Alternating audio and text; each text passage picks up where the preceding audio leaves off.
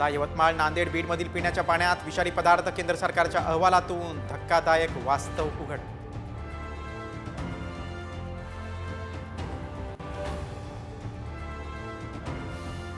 सरपंच हत्येप्रकरणी परभणीत मूक मोर्चा. धनंजय मुंडेंचा राजीनामा घ्या, सर्वपक्षीय नेत्यांची मागणी.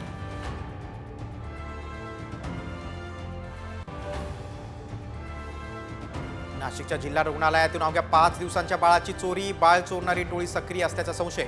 महिला सीसीटीव्हीत चित्रित.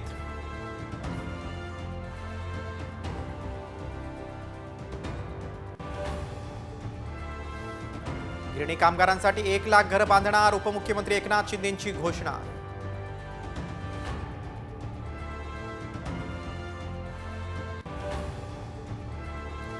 वाघणीला 5 बछड्यांसह घेरणं महागात पडलं. जिप्सी चालक गाईडवर निलंबनाची कारवाई.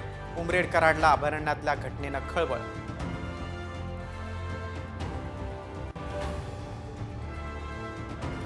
पिझ्झामध्ये सापडला चाकूचा तुकडा. पिंपरी चिंचवडच्या इंद्रायणी नगरमधील घटना. अन्न आणि औषध प्रशासनाकडे करणार तक्रार.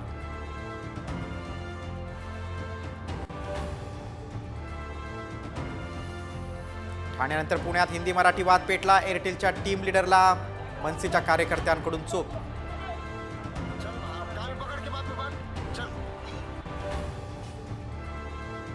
मुंबईत आजपासून पुन्हा कडक प्लॅस्टिक बंदी. हॉटेलांसह बाजारपेठांमध्ये झाडाझडती.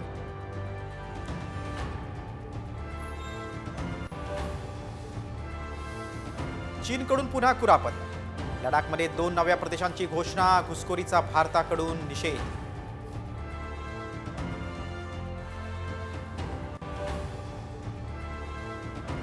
रिटायर होणार नाही टीम इंडियाचा कॅप्टन रोहित शर्माची मोठी घोषणा. खराब कामगिरीमुळे बाहेर बसण्याचा निर्णय घेतल्याचं स्पष्टीकरण.